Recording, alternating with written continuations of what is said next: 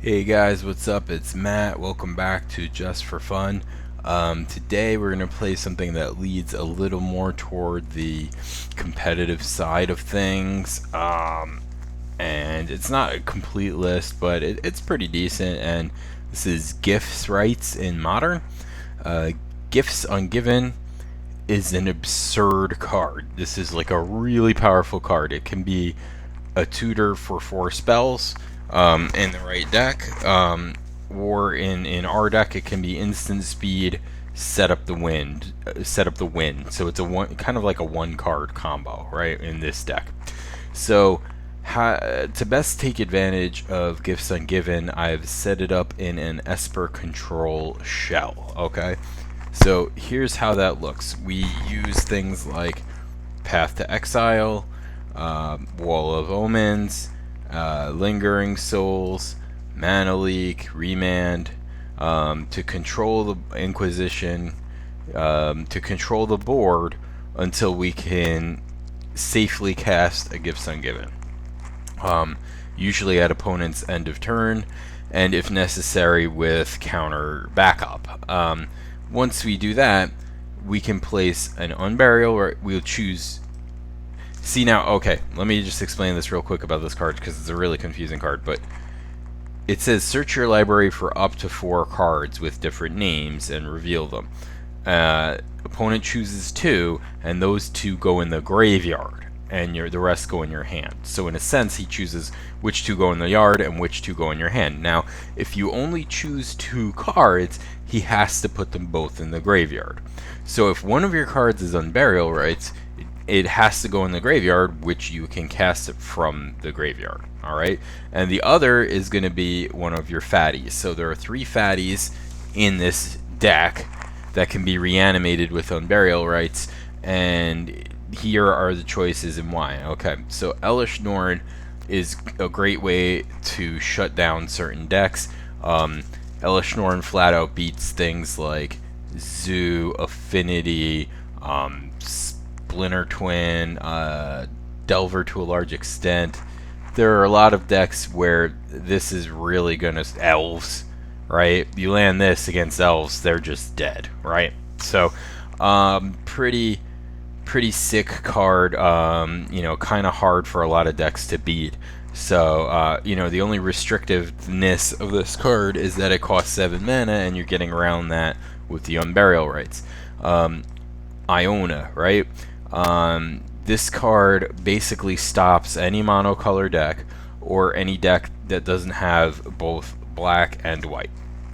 And why do I say that? Because if the deck has only black and you call black, there's probably not a spell they can cast to get rid of this. If the deck only has white, like Path is not going to, you're not going to be able to path it, or Banishing Light, or Oblivion Ring, or whatever. So really, they'd be stuck with, some other effect. They'd have to have both colors, really, to be able to deal with this. So, totally shuts out Burn, for example. Burn can just simply not beat this card. You get this card out, Burn loses. Now, surviving against Burn till you can do that is kind of tough. Obviously, this card is ridiculous, which is why it costs 9. It also ends the game in 3 swings after you get it out, so that's pretty sweet. What if opponent is playing a control deck, and it's not really lights out to either of those 2 guys? Well, then we have Grave Titan as just a really good big value monster. It only costs 6, so it is reasonable to hardcast in a late game. And unanswered, it ends the game very, very quickly. 2 swings usually, right? So, a lot of value. Even if they do have a removal spell to get rid of it, it leaves behind some friends that might be enough to finish off the game. Your alternative plan is Lingering Souls, which is just a great card for value. It's really good against rock style green-black decks that are trying to 1-for-1, because it puts 4 bodies out there, and once they start spending a removal spell on like 1 token or something like that, you get really far ahead. Fairy Conclave is also in there as a backup. And I've won a lot of games with this so far. I gotta say, in all my practice matches, it's always come in handy. Especially works well with Supreme Verdict. You know, wipe the whole board. Let's say play one half of the souls. You know, wipe the whole board. Flashback the other half with a Fairy Conclave. You know, you got a pretty decent clock still left there. Esper Charm is just great in Esper Control. Destroys an enchantment, draws cards, discards cards, you know, whatever it is you need to do. You can actually cast it on yourself. Let's say your starting hand has a fatty and on burial rights. Turn 3 you can Esper Charm yourself, and turn 4 you can unburial rights out your fatty. So that's kind of cool. You know, and Remands and Mana Leak just as stall. Wall of Omens as stall. In a late game when it's coming down to top decks, if you have, you know, something I've done is cast Wall of Omens, chumped with Wall of Omens, unburial rights Wall of Omens, chumped again, use the other half of unburial rights, and you just keep drawing cards slowly and saving a lot of damage. Sometimes that's enough. My sideboard is not totally finished, I'll say, but it's just, you know, some good stuff in situational situations. So Stony Silence is obviously lights out against a lot of decks. I played against Eggs the other night, and in a real nail biter, I was able to, you know, game 1 I got crushed. Game 2 I was able to counter enough stuff until I could stick Stony Silence, and that was just the, you know, game. And I also boarded out my combo and boarded in Rest in Peace, and that stopped him from going off in game 3. So, you know, there are situations where, you know, if you're in a control mirror, it's likely that, you know, your plan of the reanimating a fatty, they're gonna have counter spells up the butt. They're gonna have ways to deal with your fatties. So maybe boarding out some amount of the combo and playing this, it stops Dig Through Time, Tassiger, it stops a lot of delving, and a lot of other, you know, graveyard value kind of stuff.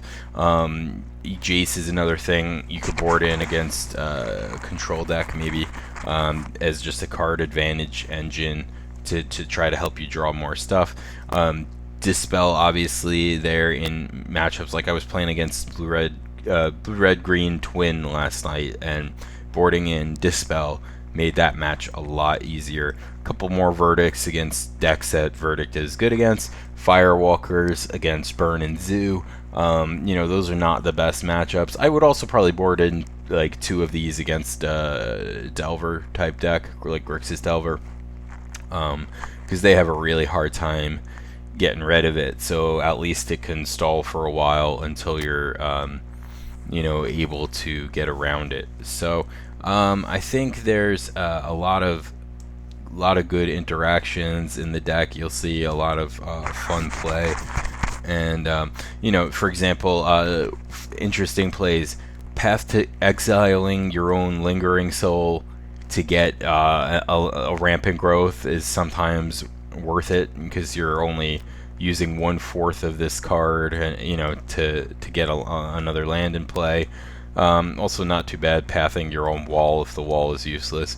I've ended up, you know, Remand is great. Sometimes you try to path their guy, they counter the path, you remand your own path, you know, so that works really well, gets you up a card.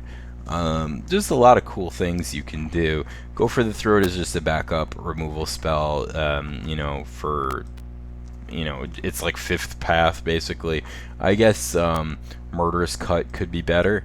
So, but you know, this has worked well for me so far, and this has cooler art. Inquisition is just always pretty decent. So yeah, and mana bases, fetch lands and shocks, and a couple basics, and the Fairy Conclaves. So I'm going to play probably one. I'm going to record maybe one warm-up match in Just for Fun. This is kind of not fair to play in Just for Fun, so I might just do one as a warm-up, because I'm not super perfect with the deck yet. I have practiced it quite a bit. There are other ways you could build this, by the way. One thing I would definitely look at would be Snapcaster Mage. I think would be insane in this deck because it goes really well with gifts. So I would probably do a 2-2 split of Wall of Omens and Snapcaster Mage. Snapcastering, you know, counter spells is good, and then you can, with gifts, if you search up, you know, let's say Path, Snapcaster, Unburial Rites, you know, and go for the throat, then you end up, no matter how they split it, you're gonna have a removal spell, you know. So it's kind of cool. The little combos you can come up with gifts. It's a real thinky card.